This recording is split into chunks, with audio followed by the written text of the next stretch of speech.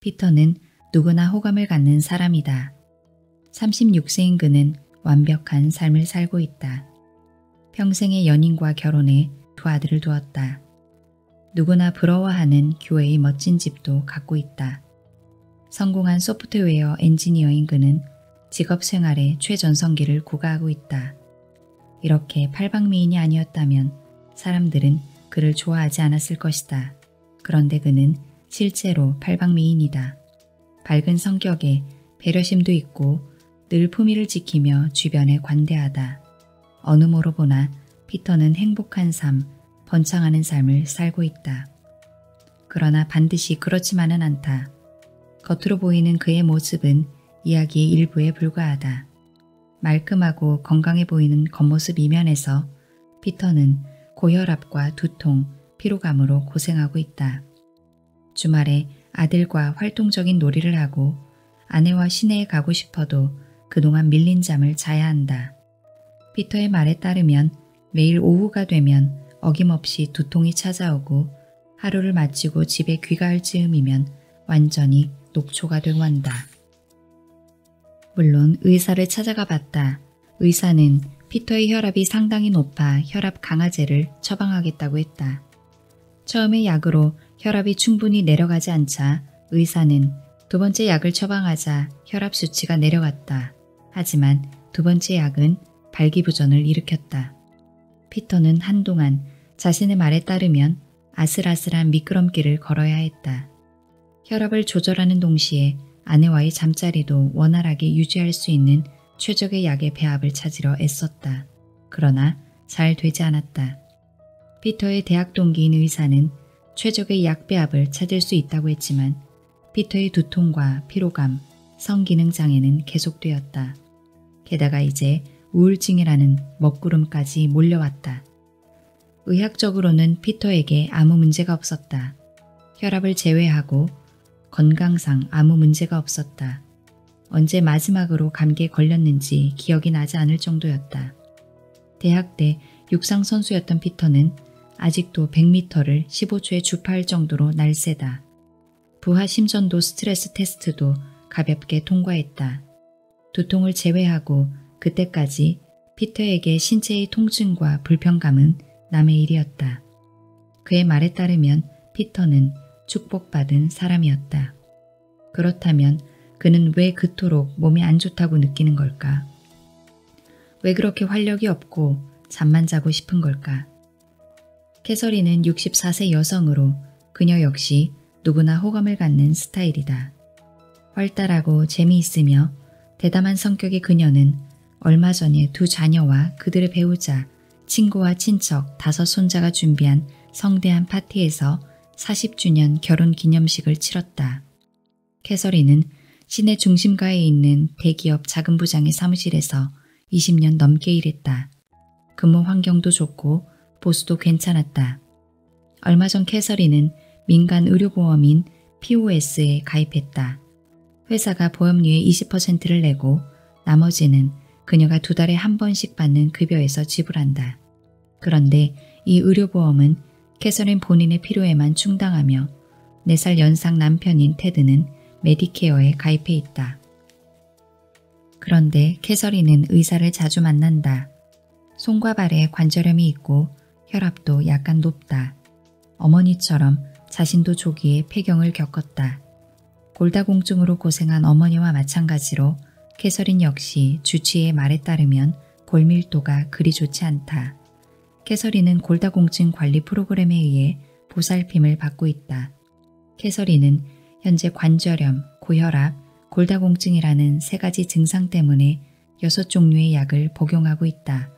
그리고 1차 진료 의사 외에 류마티즘 내과 의사, 순환기 내과 의사, 산부인과 의사에게 정기적으로 진료를 받는다. 내분비 내과 의사는 그녀의 골다공증 관리 프로그램에 대해 산부인과 의사와 협의하고 있다. 캐서린은 자기 몸이 쪼그라드는 것처럼 느낀다. 어떤 때는 의자에서 일어나는 것조차 힘들다. 계단을 내려갈 때면 조심해야 한다. 관절염으로 날카로운 통증이 일어날 때면 그녀의 삶은 거의 멈춘 듯하다. 직장에서 갑자기 통증이 일어나면 하던 일을 멈추는 수밖에는 없다. 남편 테드와 또래 친구들에게 자신의 고통을 노래하듯 읊어대면 그들도 불평을 돌려준다.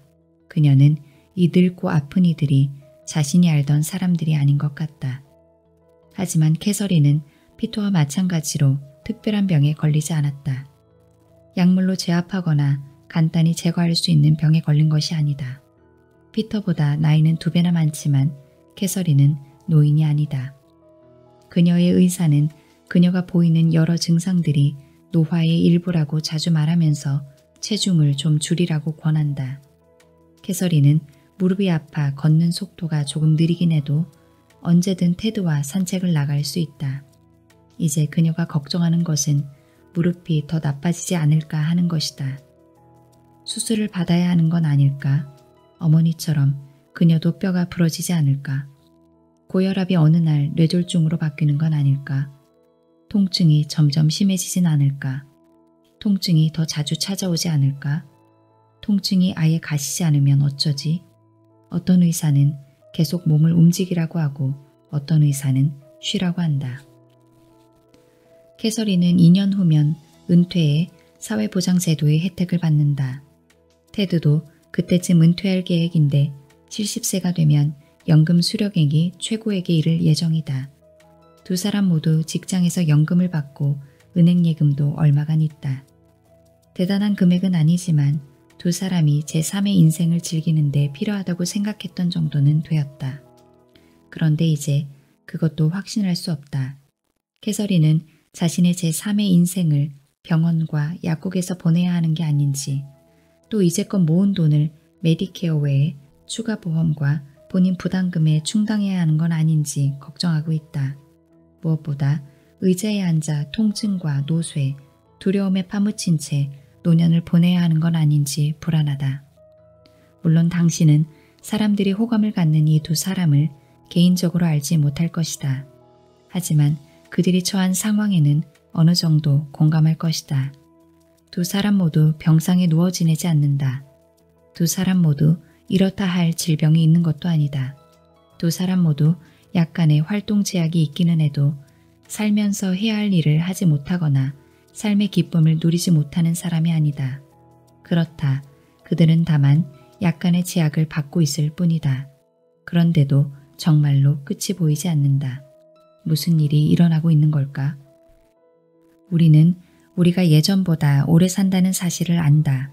이건 분명히 좋은 소식이다. 그런데 나쁜 소식이 있다. 이렇게 오래 살게 된 삶을 그다지 건강하게 살지 못하고 있다는 점이다. 많은 사람이 길어진 수명의 대부분을 피터와 캐서린처럼 살고 있다.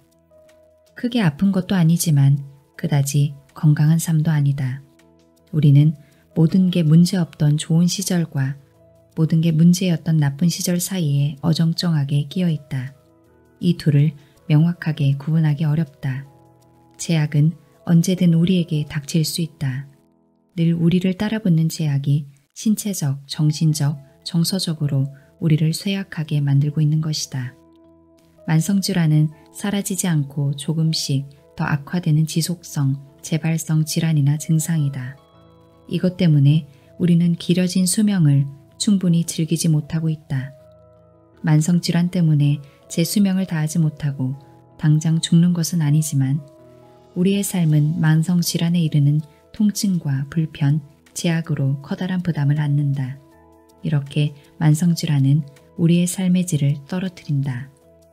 게다가 만성질환의 발병은 계속 상승하는 추세에 있다. 주변을 둘러보라. 피터처럼 약물 치료를 받고 있거나 캐서린처럼 해야 하는 활동을 제대로 하지 못하는 사람을 주변에서 얼마든지 볼 수 있다. 그들은 관절염, 천식, 고혈압, 위산역류, 통풍, 섬유 근육통, 만성피로 증후군으로 끊임없이 불편을 겪고 있다.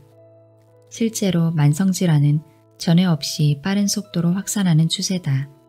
1985년에서 2010년에 이르는 25년 동안 당뇨병, 심혈관 질환, 만성 폐쇄성 폐질환으로 진단받은 사람의 수가 급격히 증가했다.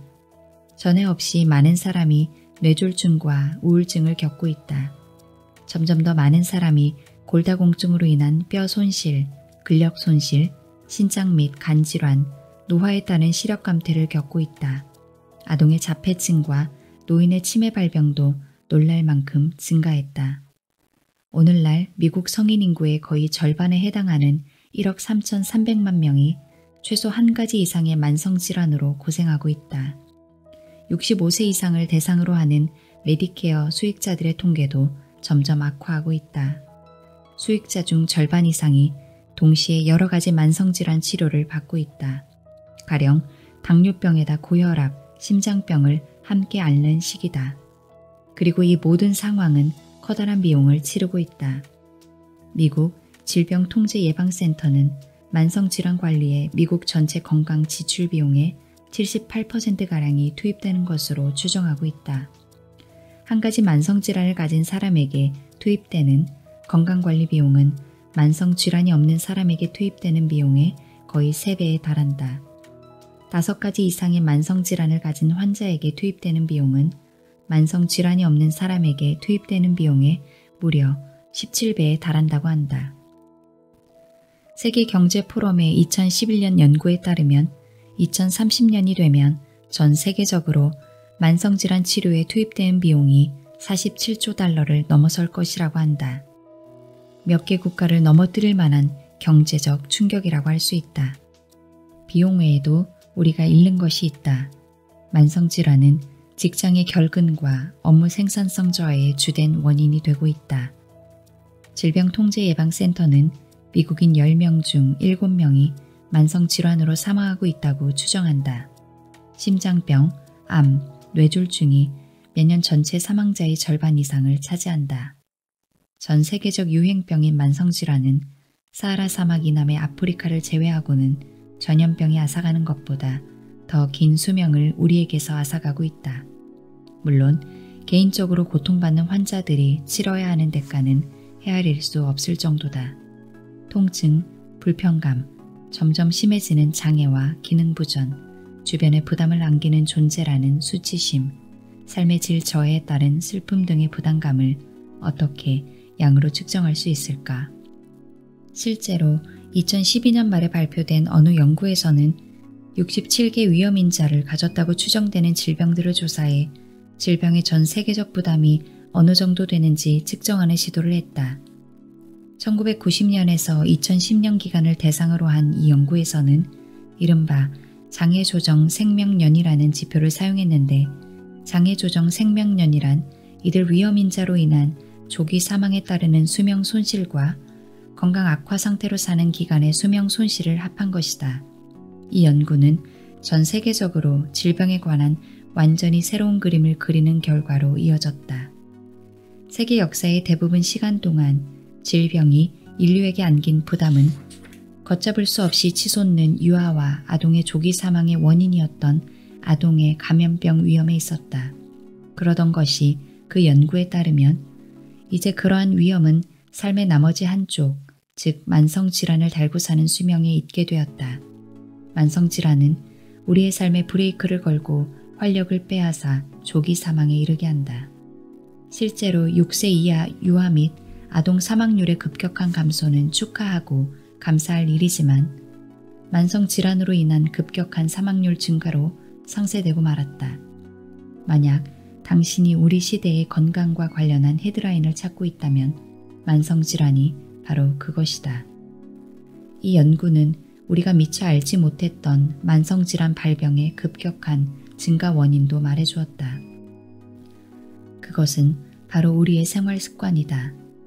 그 연구가 다른 1990년부터 2010년의 20년 동안에 우리 삶을 제약하는 장애가 가장 크게 증가한 영역은 심장병, 뇌졸중, 우울증, 그리고 당뇨병 등의 대사질환의 원인이 있었다. 그리고 이 질환들은 모두 환경, 식사, 운동 등의 생활 습관과 직접적인 관련이 있었다. 가령 동맥경화로 심장에 공급되는 혈류가 감소해 생기는 허혈 심장질환은 1990년에 장애 중 4위를 차지했지만 2010년에는 무려 29%나 증가해 1위 자리를 차지했다. 그리고 뇌졸중은 19%, 우울증은 37%나 치솟았다. 한편 당뇨병은 전 세계적인 유행병이 되어 중국과 인도가 이제 당뇨병 증가의 진원지가 되었다. 우리 시대에 만연한 이 만성질환들은 우리를 서서히 죽이고 있다. 우리 조상들은 감염 때문에 고통받으며 살았다. 그런데 감염은 과학으로 거의 종식되었다. 한편 오늘날 우리는 끊임없이 맞서 싸워야 하는 만성질환으로 고통받고 있다. 이것은 건강이나 안녕과 관련하여 우리가 완전히 새로운 사태에 직면했음을 의미한다. 우리는 완전히 새로운 도전에 직면해 있다. 이것이 만성질환이 우리에게 안기는 난제이다. 이것은 여러 가지 문제를 지닌 딜레마이다. 우리가 직면한 도전은 건강관리 인프라와 의료 서비스 공급 체계, 만성질환 치료를 위한 현재 의료 전략, 그리고 그 전략을 수행하는 의료진의 훈련과 교육, 만성질환의 원인에 대한 우리의 이해, 만성질환 대처에 있어 환자 개인이 수행해야 하는 역할 등 다양한 문제를 고려해야 한다. 다뤄야 하는 문제가 매우 많다. 만성질환이 안기는 부담이 이처럼 증가하자 세계의 의료 시스템도 곧바로 도전을 떠안게 되었다. 문제는 우리의 의료 시스템이 이 도전에 전혀 준비가 안 되어 있다는 점이다.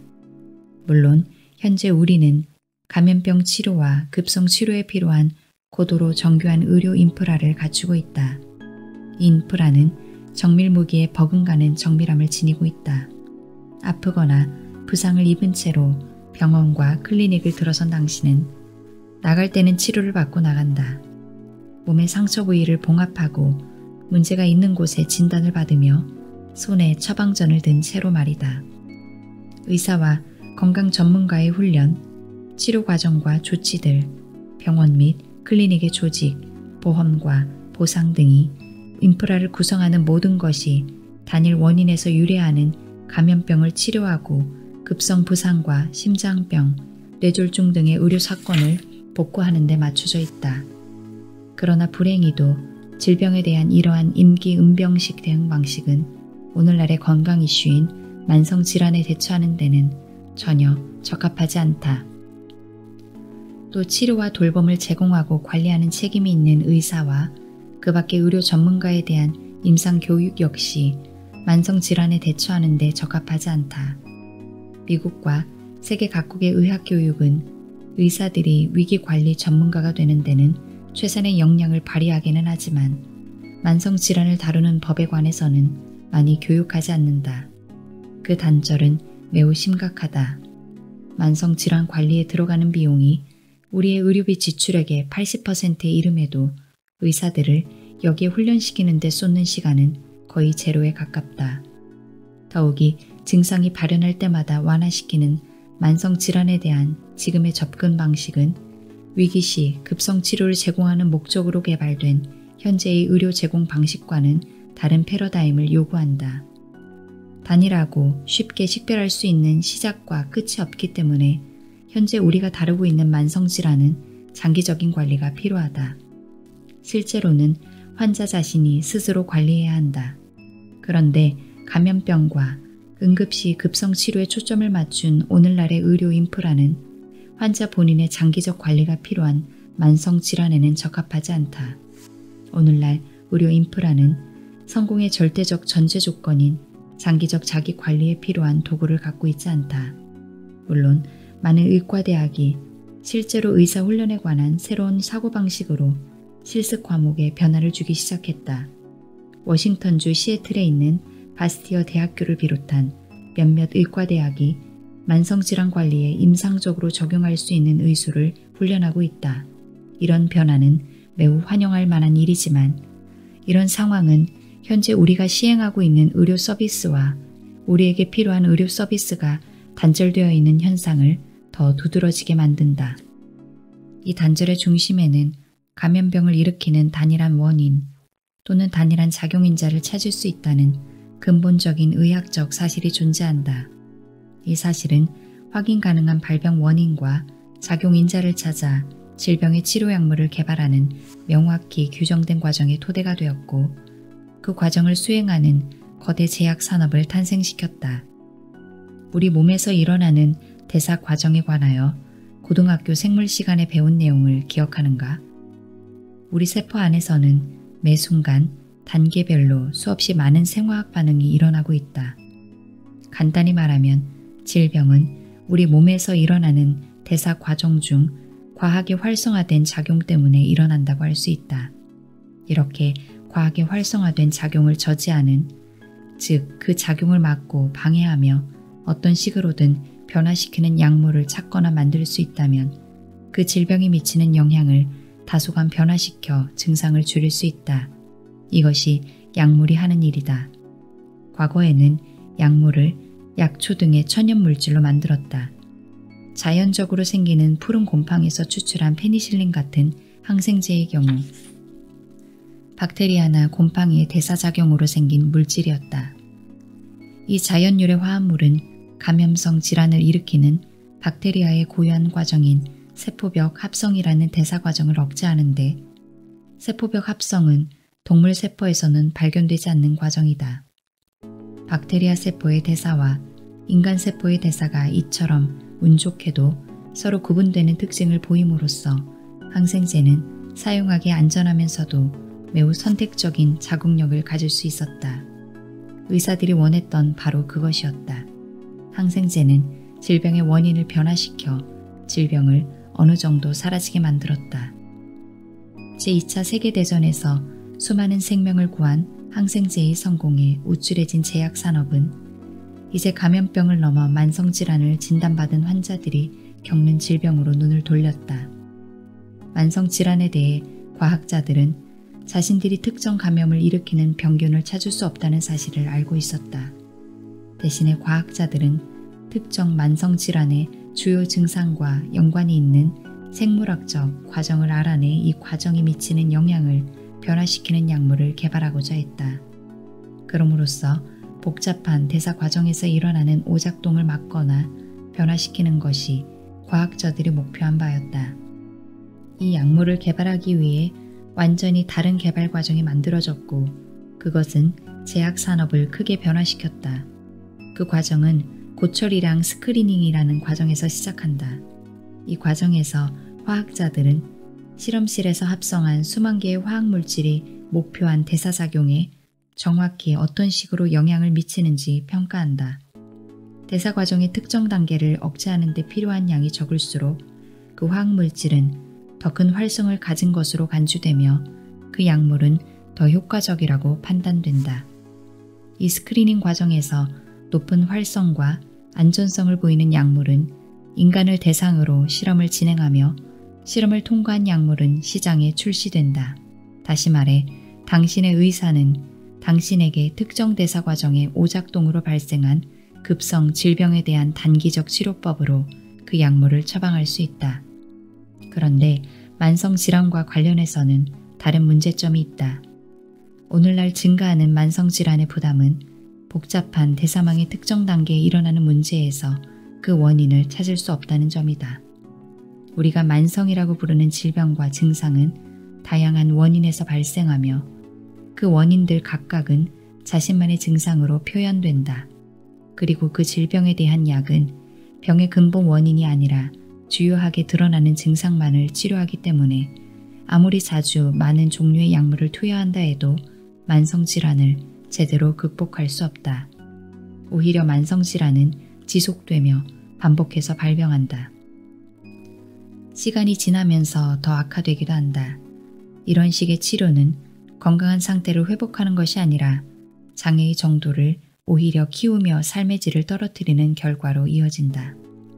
당신이 몸에서 문제를 발견했다고 하자 몸이 피곤하며 여기저기가 아프다고 의사에게 말한다.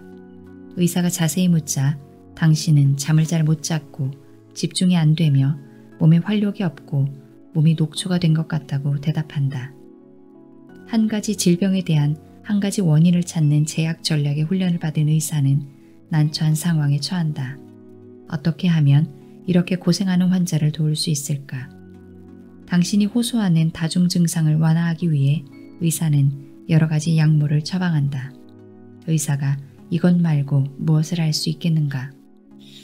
그러나 환자가 호소하는 증상의 특정 원인을 치료하는 약물은 존재하지 않는다. 복잡하고 다중적인 원인은 단일 약물로 치료되지 않는다. 그런데도 제약산업의 성장 덕에 다양한 증상에 대한 수많은 약물이 존재한다. 가령 제2형 당뇨병 환자라면 의사는 환자가 느끼는 피로감에 한 가지 약물을 처방한다. 그 밖에 식욕을 억제하는 약물, 두통을 다스리는 약물, 시력 저하에 대한 약물을 각각 처방하는 식이다. 관절염 환자라면 다양한 항염증 약물 외에도 불편감을 덜기 위한 진통제를 함께 투여받는다. 특정 감염병의 원인을 치료하는 항생제와는 달리 이들 만성질환자들에게 처방하는 치료는 질환의 다중적 원인이 아닌 그것이 미치는 영향을 다스리는 것이 목적이다. 이것을 다중약물요법이라고 한다. 질병으로 인한 다양한 증상에 여러 가지 약물을 동시에 복용하는 것을 말한다. 만약 당신이 한 가지 이상의 질병으로 고생하고 있다면 다중약물요법은 몇 배로 불어난다. 이것이 캐서린이 그녀가 느끼는 3가지 불편에 대해 6가지 약물을 복용하는 이유이다. 의사는 캐서린의 관절염과 허약한 심혈관, 골다공증이 미치는 영향을 임시로 차단하고 있을 뿐이다. 물론 의사는 조금도 악의가 없다. 그렇지만 이 증상들의 근본 원인에 닿지 못한 캐서린이 그럭저럭 살아갈 수 있다며 눈가림하고 있다. 이로 인한 결과는 무엇일까? 한 가지 결과는 그 질병이 시간이 지나면서 점점 더 진행된다는 점이다. 증상이 더 심해지고 그 증상을 완화하기 위해 더 많은 약물이 필요해진다. 실제로 이 환자들은 삶을 살아가기 위해 한시적으로 사용하는 목적으로 개발되고 관계 당국에서 승인한 이 약물들을 평생 사용하는 처지가 되고 만다. 그러나 이 환자들은 삶을 그럭저럭 살기는커녕 약물을 계속해서 복용하며 실제로는 자신의 삶을 갉아먹는 중이다. 약물 이상 반응에 점점 더 취약해지기 때문이다. 이상 반응은 사소한 불편처럼 보여도 실제로는 미국에서 주요 사망 원인이다. 수만 명의 사망 원인으로 지목된 항관절염 약물인 바이옥스가 시장에서 퇴출된 사실을 기억하는가? 또 아반디아라는 당뇨병 치료제는 심장 발작을 일으킨다는 이유로 엄격한 규제 속에서 시장에서 퇴출되었다. 그중 가장 충격적인 사례는 폐경 부작용 치료를 위한 호르몬 보충요법 사용에 관해 1991년 미국 국립보건원에서 수행한 여성건강 이니셔티브 연구에서 발견된 사례이다. 50년 넘게 에스트로겐과 합성 프로게스테론 투약 요법이 폐경기 여성의 뼈와 유방건강, 심장, 뇌에 이로우며 폐경기 시작과 함께 흔히 나타나는 식은땀과 전신열감, 급격한 기분 변화, 우울 증상을 누그러뜨릴 수 있다고 생각했다. 수백만 명의 여성이 이 복합 약제가 철저한 검사를 통과해 장기간 복용해도 안전하다고 생각하며 수십 년간 이 약을 복용했다. 그러나 여성들의 생각은 틀린 것이었다.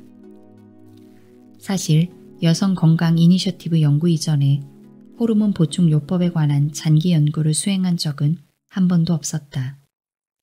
여성 건강 이니셔티브 연구 결과가 너무 충격적이어서 연구 수행자들은 모든 데이터를 수집하지 않았음에도 피해가 더 커지기 전에 연구 결과를 발표해야 한다는 도덕적 책임감을 느꼈다.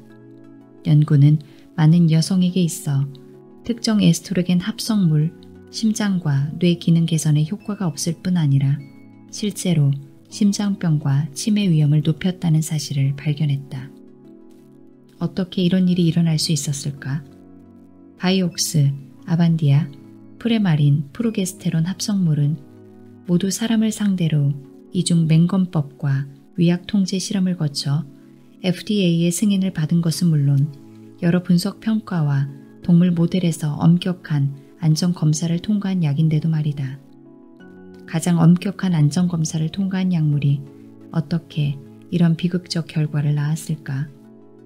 앞서 한 가지 이유를 넌지시 언급했다. 그것은 안전검사에서는 이 약물들을 한 사람의 평생이 아닌 일정 기간 동안 한시적으로 사용해야 한다는 점이다. 단기 연구에서 안전해 보였던 결과가 장기에 걸쳐서는 완전히 다른 영향을 나타냈다. 다양한 유전자 프로필과 서로 다른 생활 습관 및 발병 원인을 가진 다수의 사람이 약을 복용하자 전혀 다른 결과가 나타난 것이다. 승인 과정에서 평가한 것과는 다른 의도치 않은 결과가 나타나기 마련이라는 법칙은 많은 사람이 장기에 걸쳐 복용하는 모든 약물에 적용될 수 있다. 약물 이상 반응이 일어나는 또 다른 이유가 있다. 약물이 작용하는 방식을 기억하는가? 약물은 특정 질병의 증상과 관련되어 일어나는 과활동, 대사 단계를 억제하는 방식으로 작용한다. 가령 항염증제는 신체 조직을 부어오르게 하고 뇌에 경고 신호를 보내주는 주요 효소의 작용을 억제한다. 궤양치료제는 위산 분비를 억제하며 고혈압 치료제는 혈압을 조절하는 복잡한 과정을 통제하는 호르몬을 억제하거나 차단한다. 우울증 치료제는 뇌의 특정 신경 전달 물질의 정상적인 조절 방식을 방해한다. 문제는 신체 특정 부위의 질병 상태와 연관이 있다는 이유로 한 가지 약물이 차단하는 특정한 생물학적 대상이 신체 다른 부위들이 정상적으로 기능하는 데 중요할 수 있다는 점이다. 간단히 말해 신체 특정 부위가 통제 불가 상태가 되어 극심한 통증을 일으키는 염증은 신체 다른 부위의 정상적이고 필수적인 관리 과정일 수 있다는 것이다.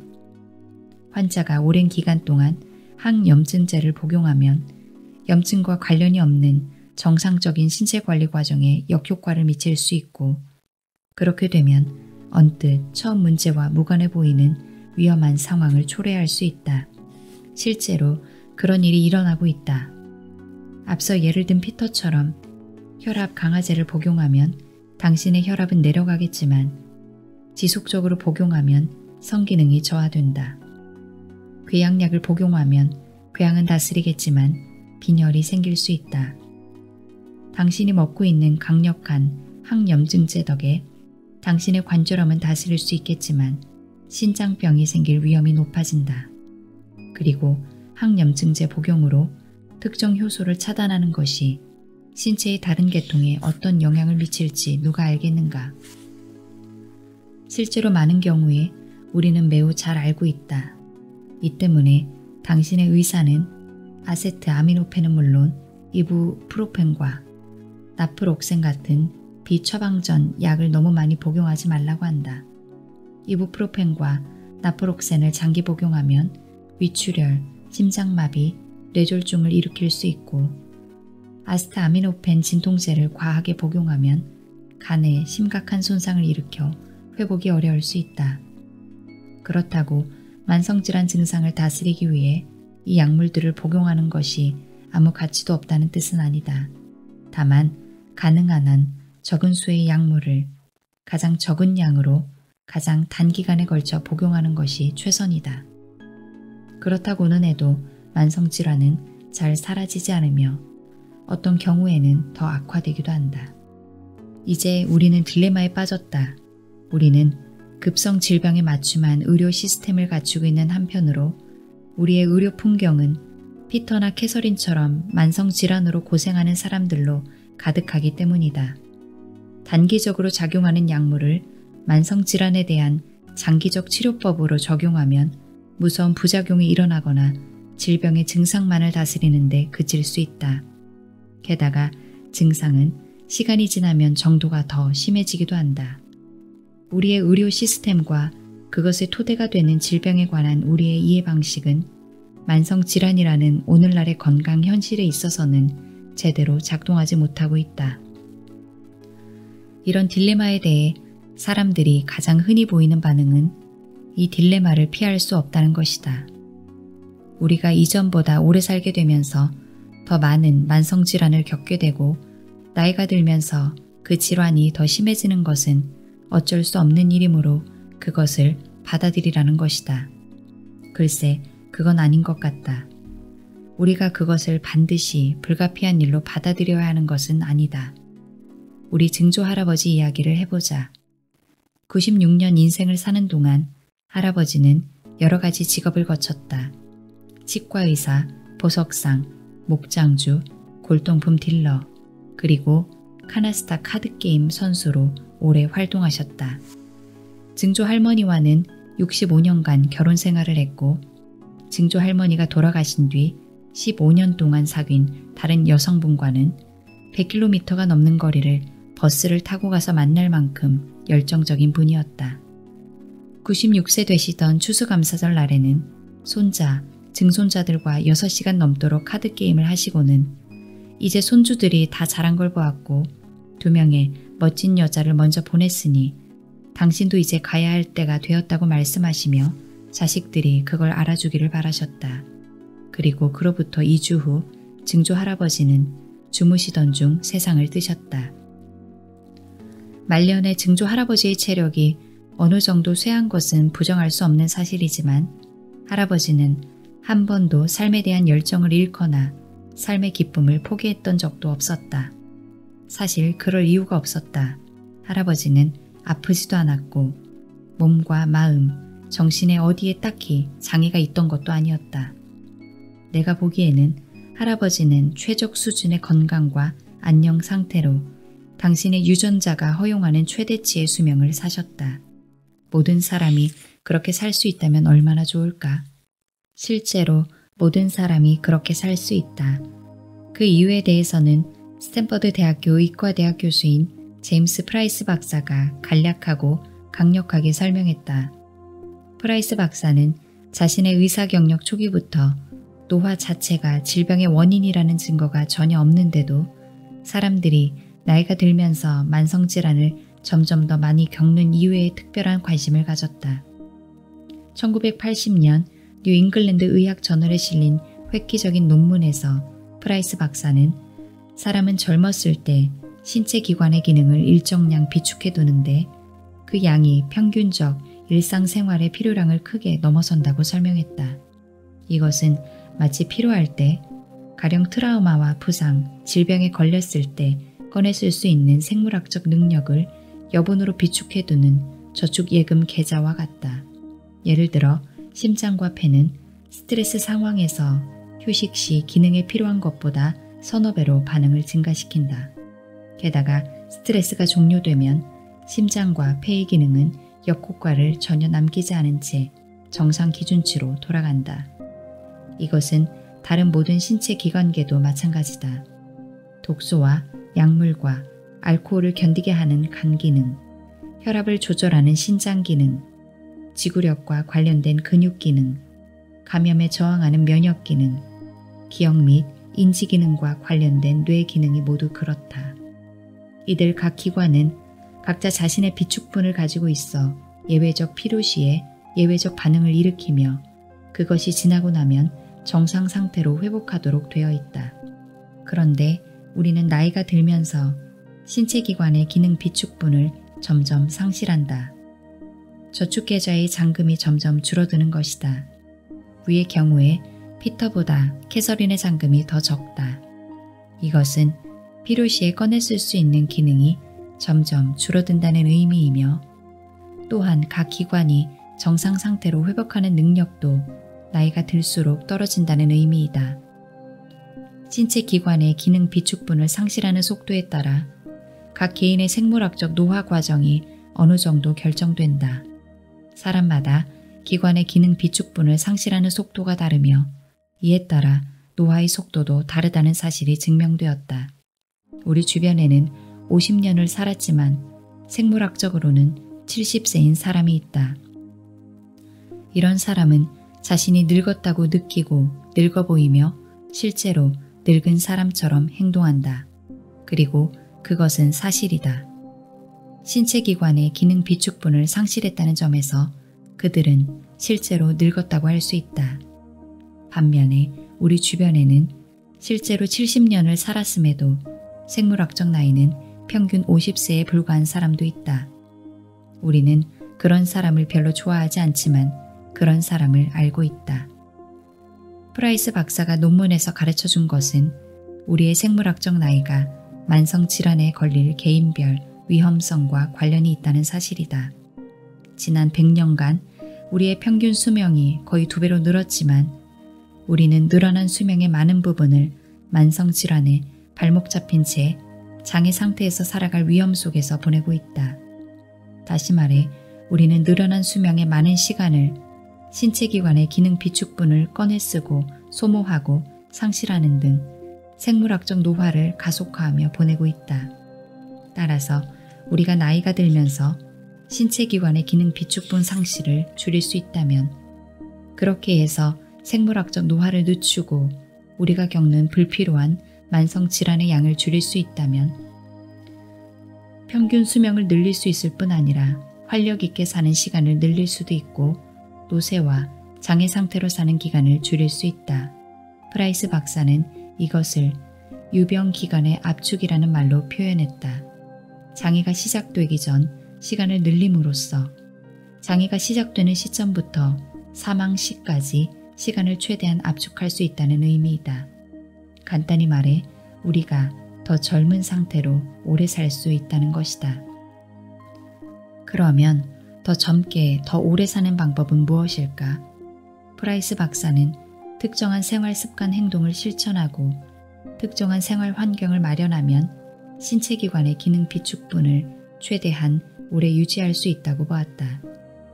프라이스 박사가 1980년에 처음으로 생활 습관과 생활 환경이 신체 기관의 기능 비축분 상실 속도를 최소화시키고 유병 기간을 단축시킬 수 있다고 상정했을 때 그는 그 가설에 대한 어떤 증거도 없다는 이유로 커다란 비판을 받았다. 그러나 그로부터 18년 후 그는 증거를 제시했다. 1998년에 뉴 잉글랜드 의학 저널에 실은 추후 논문에서 그는 1741명의 대졸자들에 관한 연구 결과를 보였다. 그들은 평균 연령 43세이던 1962년에 기본적인 건강조사를 받은 뒤 1986년부터 매년 건강검사를 받았다. 그 결과 프라이스 박사의 가설이 검증되었다. 1962년의 기본조사와 1986년에 처음 받은 연례 검진에서 고위험 생활습관과 생활환경을 보인 대졸자들은 저위험군에 비해 2배나 높은 누적장애, 즉 생물학적 노화를 경험했다. 저위험군은 최초의 건강상 장애가 고위험군에 비해 5년이나 늦은 40대에 처음 발발했다. 이것은 큰 차이로서 중요한 것은 당신이 실제로 산 연수가 아니라 당신의 생물학적 나이라는 사실을 말해준다. 이제 당신은 이렇게 물을 것이다. 그렇다면 유전자는요? 당신의 DNA는 당신만의 DNA로서 당신은 유전적 유산을 거역할 수 없잖아요 라고 말이다. 물론 우리는 물려받은 자신의 유전자를 거역할 수 없다. 그러나 물려받았다는 것이 곧 피할 수 없다는 의미는 아니다. 물론 유전자는 우리의 건강에 중요한 영향을 미친다. 하지만 한때 널리 믿었던 것처럼 만성질환 유전자가 따로 있는 것이 아니다. 당신이 지금 가지고 있는 유전자는 주변 환경과 개인적 행동에 대한 당신의 고유한 반응 방식이 암호처럼 새겨진 유전자이다. 이것을 가리키는 용어가 유전자 발현이다. 유전자 정보가 특정 형질로 나타나는 것을 말한다. 우리의 유전자는 주변 환경과의 상호작용으로부터 그리고 우리가 선택하는 행동 방식으로부터 메시지를 전달받아 그것을 세포 단위의 지침으로 변환시키는데 이 지침이 우리의 건강과 질병 패턴을 제어한다. 말하자면 주변 환경과 우리의 행동이 우리의 유전자에 말을 걸고 그 말이 우리의 유전자가 일으키는 변환을 통해 우리의 생명의 책, 즉 유전체가 유전자 발현 과정에서 읽히는 방식을 변화시키는 것이다. 이것은 무엇을 말할까? 우선 우리가 반드시 우리의 부모와 조부모의 말년을 힘들게 한 질병에 걸려야 할 운명은 아니라는 것을 말한다. 당신의 어머니와 아버지가 모두 천식으로 숨을 쌕쌕거리며 노년을 보냈다고 해서 당신도 그렇게 될 것이라고 생각하는가? 만약 천식 암호가 새겨진 당신의 유전자가 지금과 완전히 다른 메시지를 전달받는다면 당신은 숨을 쌕쌕이며 노년을 보내지 않아도 된다. 당신이 당신의 아버지를 죽인 유전적 심장병에 걸릴 위험이 높다고 의사가 말했는가? 그러나 당신의 유전자가 전달받는 메시지를 변화시킨다면 당신은 그 치명적인 유산의 활동을 멈추게 할 시간을 가질 수 있다. 캐서린은 자신의 어머니가 그랬다는 이유만으로 뼈가 부실한 할머니로 살아가야 할 운명에 처하지 않았다. 그녀는 자신의 생활 습관과 식사, 운동 습관에 변화를 줄 수 있고 그럼으로써 골다공증으로 기울어진 바늘을 처음으로 되돌릴 수 있다. 브르카 유전자에 대해 들어보았는가? 수많은 여성들이 두려워하는 돌연변이 유전자로 여성들은 자신의 생명을 구하기 위해 위험한 양측 유방 절제술마저 맞이하지 않는다. 브르카 유전자는 우리의 유전자가 전달받는 메시지가 실제로 바뀔 수 있다는 사실을 보여주는 좋은 예이다. 1940년 이전에 브르카 유전자를 지닌 여성들의 유방암 발병률이 24%였던 것이 2013년에는 무려 85%를 넘어섰다. 그동안 무엇이 바뀌었기에 이 돌연변이로 인한 질병의 발병이 이토록 크게 증가한 것일까? 유전자는 아니다. 유전자는 바뀔 수 없고 실제로 바뀌지도 않는다. 변화된 것은 유전자 발현에 영향을 미치는 식단, 운동, 생활 습관 등의 환경이었다. 이것이 유전자 발현 방식에 영향을 미친 것이다. 주변 환경을 바꾸어 보라. 그러면 그에 대응해 유전자가 발현하는 방식이 바뀔 것이고 건강도 바뀔 것이다. 이 모든 것이 유전자가 전달받는 메시지에 달려있다. 핵심은 유전적으로 물려받은 유산은 운명이 아니라는 것이다. 당신의 평생 건강은 당신이 태어나는 순간에 이미 결정된 것이 아니다. 오히려 그 반대이다. 당신은 자신의 건강과 장수 패턴을 만들어가는 기회와 힘을 얼마든 갖고 있다. 개인 맞춤형 건강관리는 모두 이것을 하기 위한 것이다. 이처럼 현재 우리의 보건 시스템은 만성질환에 적절히 대응하지 못한 나머지 전 세계적으로 부담이 크게 증가하고 있다. 하지만 만성질환은 우리가 노년에 반드시 겪어야 하는 불가피한 처지도 우리의 유전자 역사가 미리 정해놓은 결과물도 아니다. 그보다 만성질환은 우리의 유전자에 새겨진 정보와 우리의 유전자가 주변 환경과 우리의 행동으로부터 전달받는 메시지가 교차하는 지점에서 생긴다. 이것은 수많은 사람을 힘들게 하는 만성질환의 원인에 대한 우리의 이해에 일어난 혁명적 변화이다. 이로써 우리는 만성질환을 다루는 방식에도 혁명적인 접근 방식을 취하게 되었다. 분명히 노화에 따른 건강은 우리가 예전에 생각했던 것보다 훨씬 더 우리의 통제 아래 있게 되었다. 우리의 유전자에 새겨진 정보는 우리가 어떻게 아플 것인가를 말해주는 것이 아니라 더 길어진 수명으로 우리의 건강을 극대화하려면 어떻게 살아야 하는지를 알려준다. 우리는 이러한 사실에 부응하는 새로운 건강 모형이 필요하다. 그리고 다행히도 그러한 건강 모형이 새롭게 부상하고 있다. 만성질환을 일으키는 주범은 유전자가 아니며 대부분의 약물이 만성질환을 치료하지 못한다는 인식에 바탕을 둔 이 건강 모형은 주변 환경과 생활습관 요인으로 만성질환을 다룰 때 긍정적인 건강 결과가 나타난다는 임상 증거를 제시하고 있다. 이 사실을 실제로 모든 사람이 주목하게 만든 이가 딘 오니시 박사이다. 나는 오니시 박사를 1982년에 샌프란시스코에서 처음 만났다. 당시 나는 안식년을 얻어 팔로알토에 있는 라이너스 폴링 과학의학연구소의 연구 책임자로 있었다. 오니시 박사는 그 몇 년 전에 심혈관 질환을 진단받은 환자들에 대한 기념비적인 임상 연구를 이미 시작한 상태였다. 그 연구는 5년간 계속되었다. 믿을 만한 결과를 내기에 충분한 시간이었다. 연구에 참여한 환자들은 최소한으로 도종한 통곡물과 야채, 과일, 저지방 동물 식품으로 구성한 식단을 먹고 스트레스 완화 운동과 요가를 하기로 동의했다. 한편 통제구는 이러한 행동을 하지 않았다. 연구에 참여한 환자들 중 다수가 심각한 심장 문제를 앓고 있어 운동과 요가를 포함한 이 프로그램이 위험할 수 있다고 많은 사람이 우려했다. 물론 오니시 박사와 그의 연구팀도 이러한 위험성에 대해 잘 알고 있었으며 연구 수행에 따르는 어려움에 만반의 준비를 하고 있었다. 그의 연구를 비방하는 사람들은 그 연구가 기껏해야 모호한 결과를 낳을 것이며 최악의 경우에는 연구에 참여한 환자들에게 심각한 해를 입힐 것이라고 보았다. 1990년대에 발표된 연구 결과는 오니시 박사의 연구를 비방하는 사람들의 생각이 완전히 틀렸음을 증명했다.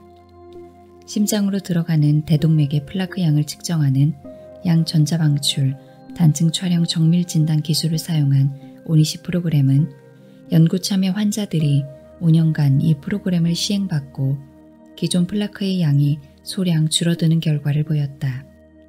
한편 프로그램에 참여하지 않은 대조군 환자들은 같은 기간에 질병이 더 진행되었다. 그로부터 3년 뒤 추후 연구에서는 프로그램 준수 그룹에서 대동맥의 플라크 양이 거의 8% 감소하는 한편 프로그램에 참여하지 않은 대조군 환자 그룹에서는 플라크 양이 평균 12% 증가한 것으로 보고되었다. 오니시 프로그램에 참여한 환자 그룹의 결론은 간단히 말하면 이렇다. 실험에 참여한 그룹에서는 1년 뒤보다 5년 뒤에 관상동맥 죽상 경화증의 완화가 더 많이 일어났다. 반면에 통제 그룹에서는 관상동맥 죽상 경화증이 계속해서 진행되었으며 심장 발작이 2배 더 많이 일어났다. 이것은 연구 설계와 수행 방식, 연구 진행 기간, 그리고 그 분명한 결과에 있어 혁명적인 연구였다. 그간 어떠한 통제 임상 실험도 생활 습관과 영양의 적극적 개입이 관상동맥 죽상 경화증 환자의 심장 건강에 궁극적, 긍정적 영향을 미친다는 가설을 지지하는 데이터를 제공하지 못했다. 이 연구는 이러한 그간의 오랜 비난을 잠재웠다. 반대로 오니시의 연구는 생활 습관 행동을 바꾸면 건강이 향상되며 그러한 행동 변화를 지속한다면 건강이 더욱 향상될 수 있음을 보여주었다. 본질적으로 오니시의 연구는 생활 습관과 환경이 유전자 발현을 결정하고 건강 상태에 미치는 영향에 있어 일정한 역할을 한다는 것을 증명했다. 그것이 증명된 사실이라는 것을 어떻게 아는가? 증거는 얼마든지 있다. 여기서 나는 건강을 어떤 의미로 사용하는가? 이에 대한 한 가지 대답은 그것이 생물학적 나이라는 점이다. 더 일반적으로 말하면 신체 기능과 생리 기능이 최적으로 기능하는 상태, 즉 특정 시점에 신체 기관의 기능 비축분이 최대화된 상태를 건강이라고 할 수 있다. 좋은 소식은 오늘날의 의료기술이 신체 기능을 측정해 질병의 부재뿐 아니라 건강의 존재를 측정하는 중요하고 새로운 도구를 제공하고 있다는 사실이다. 가령 당신은 지난번 연간 건강검진에서 심전도 검사를 받았는가? 그렇다면 심박동 결과지에서 당신의 심장병 유무를 제대로 확인했을 것이다. 그러나 심전도에 심박동이 정상으로 기록되어 의사로부터 건강증명서를 발급받았다고 해도 당신은 병원문을 나서는 도중에 심장 발작을 일으킬 수도 있다. 이런 일이 실제로 일어났다. 그것도 한 번이 아니라 여러 번. 이런 이유로 의사들은 심전도 외에 심장 스트레스 검사라는 또 하나의 도구를 흔히 사용한다. 심장 스트레스 검사에서 당신은 러닝머신에 올라 속도와 경사도를 계속 바꾸면서 걷거나 달린다. 이때 당신의 심장이 부담을 받는데 이 측정 기술은 이처럼 심장에 가해지는 증가된 요구에 당신의 심장과 혈관이 얼마나 잘 대응하는지 측정하려는 것이다. 심장 스트레스 검사 결과는 가만히 누워서 받는 심전도 검사보다 신체 기관의 생물학적 나이를 더욱 정확히 측정할 수 있다. 당뇨병 검사에도 비슷한 기술이 사용된다. 표준 당뇨병 검사는 야간 공복 후 혈당을 측정한다. 혈당이 증가하면 당뇨병이 있다는 표지로 간주한다. 그러나 당뇨병 초기 환자는 공복 혈당 검사에서 정상 결과를 보일 수 있다. 이보다 믿을 만한 측정법은 신체가 포도당을 얼마나 잘 대사하는지 측정하는 것이다. 이것은 경구 포도당 부하 검사를 통해 할 수 있다. 심장 스트레스 검사처럼 경구 포도당 부하 검사도 신체 기관의 기능 비축분을 측정하는 데 도움을 주는 과제이다. 경구 포도당 부하 검사를 받는 사람은 일정량의 설탕을 넣은 용액을 마신 뒤 이후 3시간에서 6시간에 걸쳐 혈중 포도당 수치를 주기적으로 모니터링한다. 만약 혈당 부하를 처리하는데, 즉 혈당을 대사하는 데 어려움이 있다면 신체 기관의 기능 비축분이 감소했다는 표시이며 검사 결과는 비정상으로 기록된다. 그런데 공복 혈당치가 정상인 사람도 경구 포도당 부하 검사에서 비정상으로 나오는 경우가 종종 있다. 신체 기능의 실제 비축분을 측정하는 것은 만성질환 치료에 매우 중요하다. 결국 만성 증상이란 질병을 진단받기 수십 년 전부터 진행되는 신체 기능의 미세한 변화에서 시작되기 때문이다. 이러한 미세한 기능 변화를 조기에, 즉 질병이 발병하기 전에 측정할 수 있다면 우리의 기능적 건강 상태를 모니터링하고 추적할 수 있을 것이다.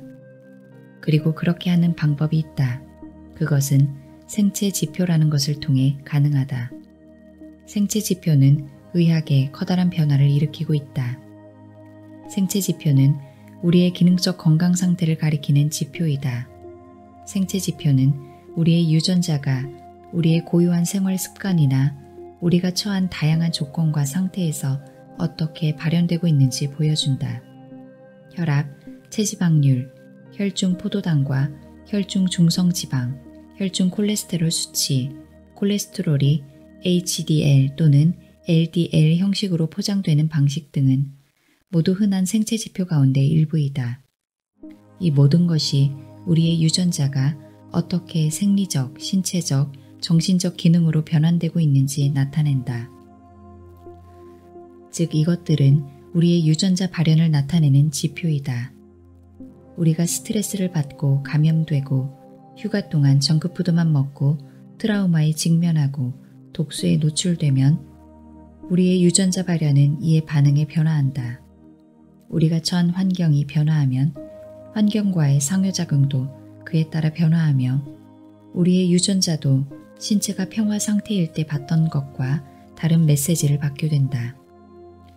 유전자 발현이 변화하면 생체 지표의 패턴도 그에 따라 변화한다. 생체 지표의 변화는 현재의 환경에 대한 반응으로 우리의 건강 상태가 교란되었음을 나타낸다. 그런데 우리들 각자는 서로 다른 유전 정보를 가졌으므로 건강 상태의 교란을 경험하는 방식도 모두 다르다. 가령 당신의 유전자가 감기나 독감 등 주변에 떠다니는 감염 위협의 자극을 받았다고 하자. 이때 당신의 유전자 발현은 당신의 면역계를 활성화시켜 그 위협에 대한 당신의 신체 반응을 가동시킨다. 단기적으로 이 반응은 당신에게 매우 이롭다. 당신은 아프지 않거나 아파도 덜 아플 것이다.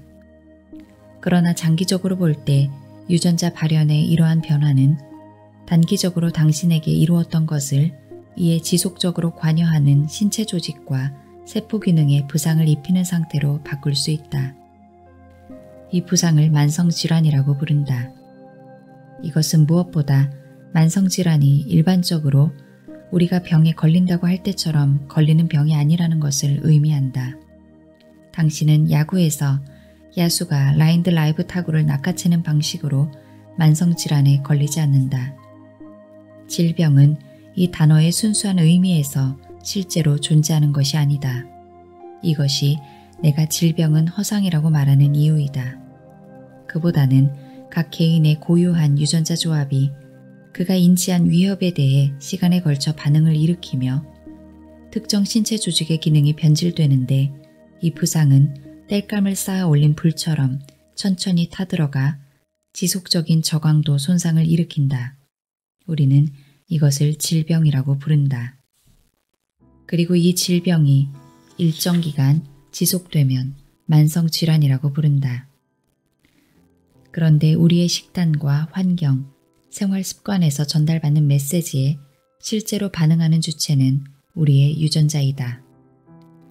생체 지표는 신체에서 그 수치를 변화시키면서 우리의 유전자가 주변 환경의 특정 위협에 어떻게 반응하는지 보여준다.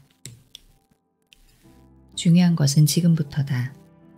콜레스테롤, 혈압, 중성지방, 혈중 포도당 등 누구나 아는 다수의 생체 지표 외에 질병이 발발하기 전에 한 사람의 건강 변화를 나타내는 새로운 생체 지표 후보군이 실제로 수백 개나 있다는 사실이다. 가령 자궁경부암 세포 검사로 여성의 자궁암 위험을 측정하는 생체 지표가 있으며 남성의 전립선암 위험도를 측정하는 전립선 특이항원 시험 생체 지표 검사도 있다. 한편 당뇨병의 지표인 혈중 헤모글로빈 수치는 지난 20년간 표준적인 지표가 되었다. 뒤에 살펴볼 텐데 혈액 내 새로운 생체 지표 중 하나가 고민감도 시 반응성 단백질이라는 것이다.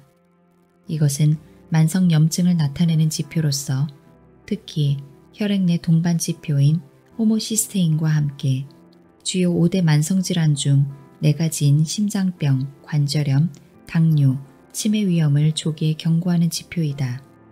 물론 가장 중요한 것은 이 생체 지표들이 건강 상태의 변화라는 불이 났음을 알리는 연기이며 그 밖에도 숨어있는 다른 만성질환이 존재할 수 있다는 점이다.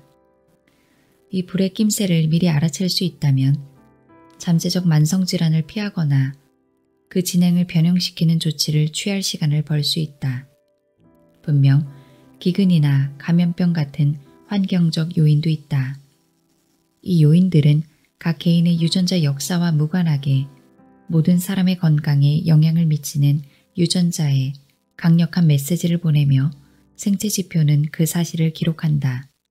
그러나 흡연이나 포화지방이 많이 든 식사처럼 우리가 일상적으로 경험하는 대부분의 환경적 요인과 생활 습관에 있어서는 유전자 발현에 미치는 영향이 사람마다 다르게 나타난다. 오니시 박사의 연구가 보여준 것은 생체 지표가 개인의 유전자 발현의 변화를 그 개인의 환경적 요인과 생활 습관의 변화로서 기록한다는 점이다.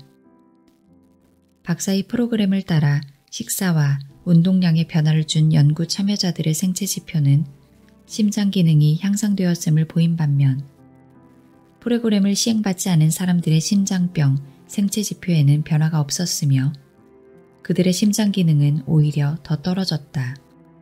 무엇보다 이것은 생체 지표가 이 책의 주체인 만성질환 치료에 대한 개인 맞춤형 접근법을 만드는 데 핵심 열쇠가 된다는 의미이다. 오니시 박사의 연구는 오늘날 새롭게 부상하는 만성질환 관리의 새로운 방식을 개발하는 토대가 된다. 그리고 딘 오니시 박사 본인이 생활습관 의학에서 일어나는 급격한 혁명의 주요 선구자 중 한 사람이다. 스스로 인식하건 못하건 다음 세대의 수백만 명이 그에게 감사하게 될 것이다.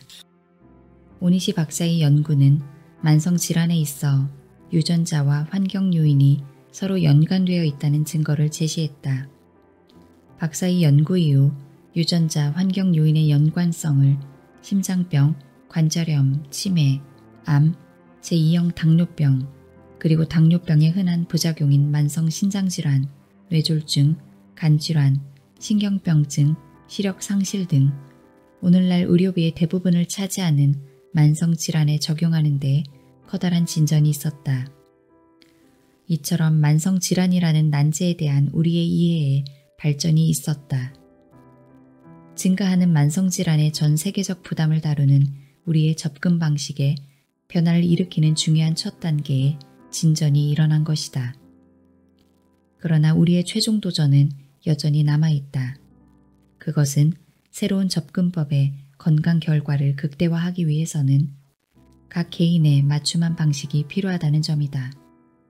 즉, 각 개인의 건강 상태와 특정한 건강 프로필에 맞춤한 방식으로 각 개인의 장기간에 걸쳐 관리해야 한다.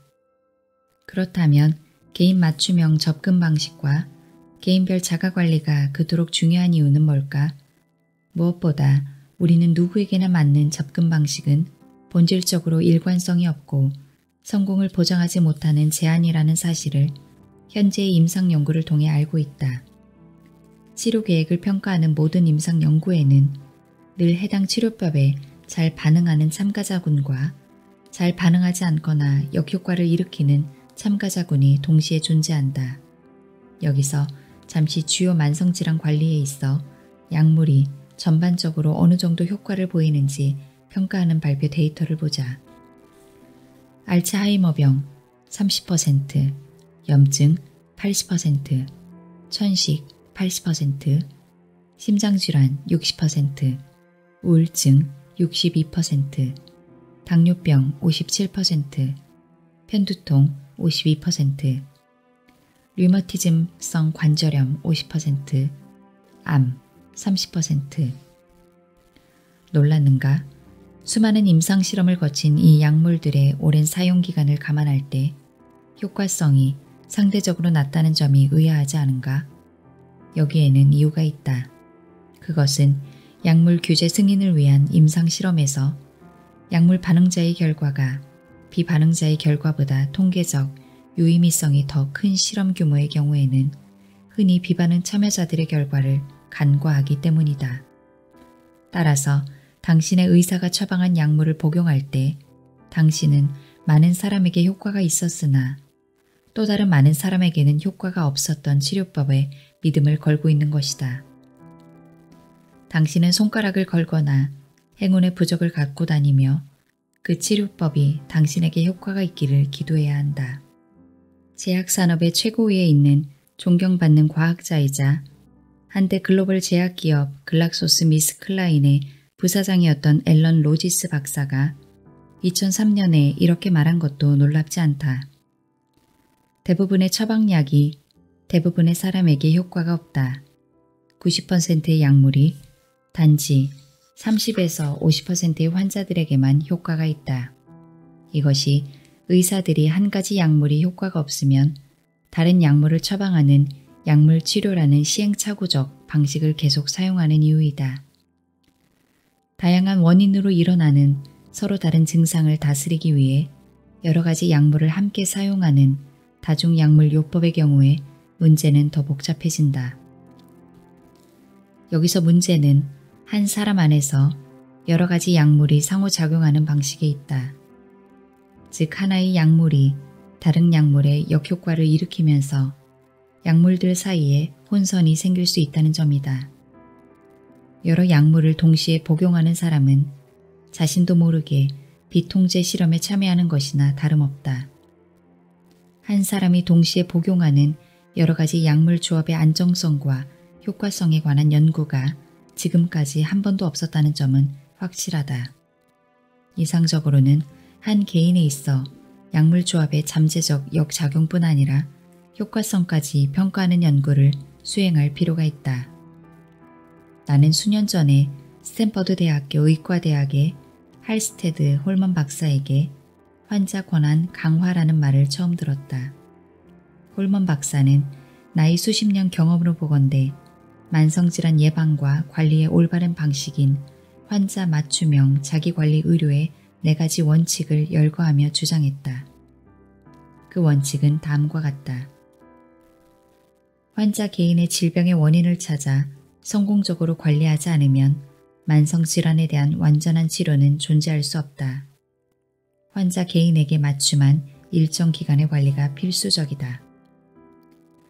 만성질환의 효과적 치료를 위해서는 각 개인이 자신의 건강에 대한 다양한 접근 방식을 지속적으로 시도해 보아야 한다. 자신의 질병 상태와 특정 치료법의 효과에 대해서는 환자 개인이 가장 잘 알고 있다. 환자는 자기관리 프로그램을 만드는데 이 지식을 적용해야 한다. 성공적인 치료를 위해 환자 개인과 건강 전문가가 함께 지식을 공유하는 한편으로 권한을 분산해야 한다. 다음 장에서 우리는 유전체학이 의료의 세계를 이 원칙들이 구현하는 그 방향으로 가리켜 보이고 있음을 볼 것이다. 그리고 유전체학 혁명에서 이룬 놀라운 발견을 증가하는 만성질환 부담이라는 건 전 세계적 도전에 대응하는데 어떻게 활용할 수 있을지 살펴볼 것이다.